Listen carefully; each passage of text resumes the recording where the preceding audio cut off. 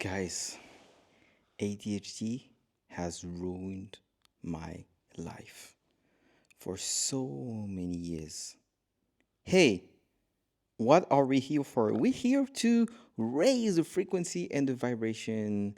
I'm happy to see you all amazing, extraordinary humans. My name is Khan, and I'm a French guy, coach, mentor, and I help people find their true self, authenticity, and eventually build a business around it. And I have ADHD, like many entrepreneurs. It sounds like a cliche. I even had someone who said, well, this is so cliche. Nowadays, everybody has ADHD, blah, blah, blah. We all have ADHD when we can't do things and blah, blah. No, you don't. Because ADHD for so many years, where I didn't know. So I knew, because I got tested, that I had a high potential, so a higher IQ. But it's like I put that in a box because the problem is when you have a high IQ, you don't want to feel like you're more than other people. So what you will end up doing is just most of the time be in denial and be like, yeah, yeah, cool.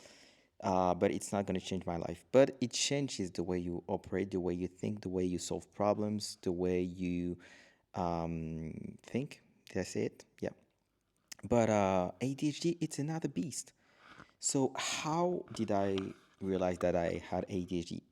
I was looking at my kids, and the more I was looking at them, the more I understood they had ADHD. First is it's really hard for someone with ADHD to not feel rejection. And I felt rejected so many times, so much in my life. And I never knew what it was. I was like, this is crazy. I feel like I have high self worth, but I have a lot of anxiety that I cannot explain. I fear rejection most of the time. So for me, it was so hard just to ask for direction, to ask my parents to even drop me somewhere. I felt the fear of rejection, to approach a girl. So it was easier for me to dance, to be like like a, how do you call that? Like peacock? Dance and attract girls so they would seduce me so I don't have to feel the rejection, and I would go to talk to them when I'm 110% that I'm not going to be rejected. So yeah, it was so hard when I was a teenager. And my scared mind could never sleep before 2 a.m., 3 a.m. My mind was running crazy. I'm talking about something, then jump to another topic.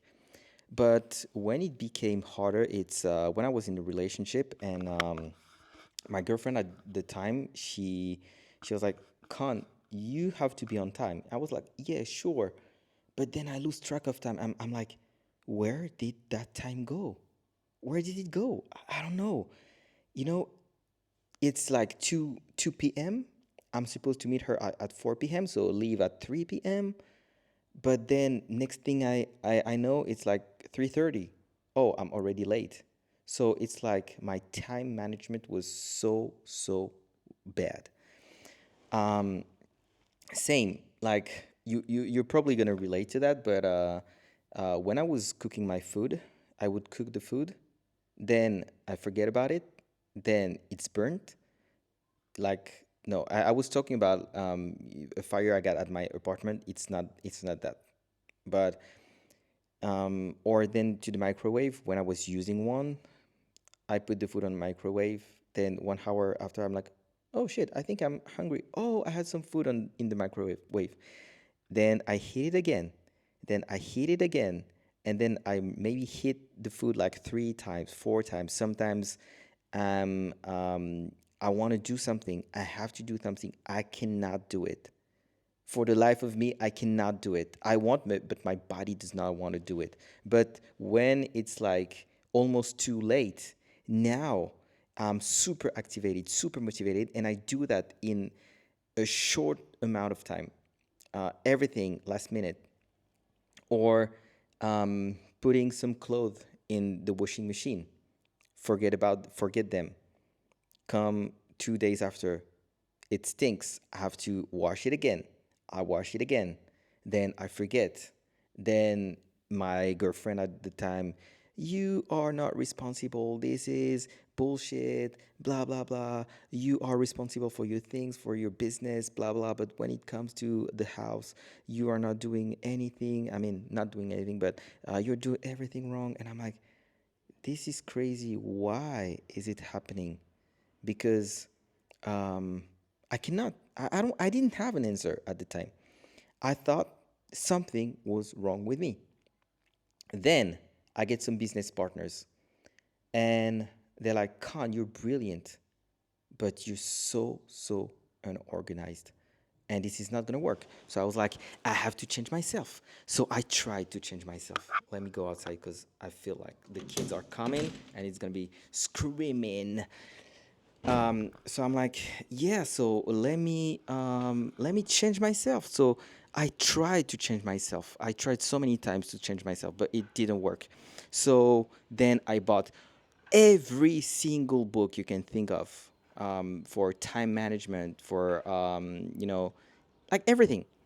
It didn't work. And at some point, I was like, I quit. I quit. I'm done trying. I'm done considering that something's wrong with me. You know what? I will embrace it. I'm chaotic in a way. That's fine. I love to do so many different things: photography, dancing, playing music, being a coach, being a healer, fixing motorcycles, and so many other things. And that's fine. That's fine. That's who I am. Do not ask a diamond to have only one flat face or side. It's multifaceted. And I am multifaceted, and my mind works so fast. Because, see, when you are not doing your thing, when emotionally you're not involved, engaged, your brain is like fried, and my ADHD kicks in. But when I am fired up, my ADHD kicks in and it helps me. Why? And I don't want to make it sound like it's so cool to have ADHD all the time and blah blah, because it's not. Because sometimes you will suffer, because sometimes you will feel like you make people suffer, because sometimes you will feel like you're not enough, because sometimes you will feel like out of place, because sometimes you will feel like, why on earth do I know so many things? Do I know what to do, but I don't do what I know? And this is so common amongst people with ADHD. Most of the time, I feel like, with what I know, with who I am, I should be so much further in my journey. But I stopped. I quitted, um, feeling bad, feeling sorry for myself. Sometimes I do, feel bad. I do feel like I should be much further. Sometimes I compare myself, but it doesn't last long, because in the end, I know that my superpower gives me so many advantages. People don't believe me, because I taught my clients how to build a 5-day challenge, how to manage it, and it took me 8 weeks, and they're like, "Oh God, those 8 weeks are so tiring." And what I showed them in 8 weeks, it's something I do in 2 days. In 2 days. Why? Because yes, you have lack of focus. Yes, you have procrastination, but only when you're doing things that do not fire you up. Once you do something that fires you up, you are hyper productive. You are hyper focused. And ADHD people who have ADHD, sorry, uh, are, to me, some of the most fun people to hang out with. You never get bored. They always have ideas. Sometimes it's hard to follow us, but it's so much fun, so much excitement. So I'm done thinking that it's a problem. Yes, it is sometimes, but being an entrepreneur, having a sovereign life, I am building a life not that is in denial, but a life that um, does not show me that I'm not enough. A life that does not imply that I need to change to be to have what I should have. A life where it's okay to be myself. And since I've done that, I have much more empathy for others because, of course, the empathy you have for you will um, just, translate into empathy for others. It's easier for me to understand my kids, and thanks God I dived into this topic because I'm able to understand my kids. Sometimes my son, because he has anger management issues, he has emotional regulation issues. Because when you have ADHD and you're a kid, it's like you're 3, 5, sometimes 3, 4, 2 years late in terms of emotional regulation. So let's say you're 7 years old, it's like you have the emotional regulation capacity of a 3 year old, so, or 4 years old. So of course it's harder. Of course people don't understand. Of course people think you're not doing things in good faith, like I told you so, I told you not to do this. And you can be emotionally overwhelmed. Why? Because your nervous system works in a certain way. It fires way more informations in a much shorter time. This is why you can feel overwhelmed. This is why you can feel overload, sensory overload, because you will have like, oh, too much noise, too much light, too much things. That's too much for me. And yeah, I'm proud of myself, of the path I've walked to understand myself, to love myself. And again, this had led me to be way more compassionate to others. And this is why I I am so good at helping my clients. And I have built a business where I thrive and where everything is so easy for me. And you know what? I wake up so early. I'm on time every single day. Why? Because I only do things that fire me up. Because we are not meant to be farmers. Like, in a farmer world, there is that theory. You can find a book where it talks about ADHD and the hunter theory. Um, ADHD, people with ADHD, we are hunters. We are here on earth to act, to react, to do things, to, thrive in environments that are changing constantly. Otherwise, we get bored and we lose our energy. But in a world of farmers where you have to stay in the same situation, same work, don't change your mind, don't change your ideas, we are not adapted to that type of world. So I hope it's going to help you.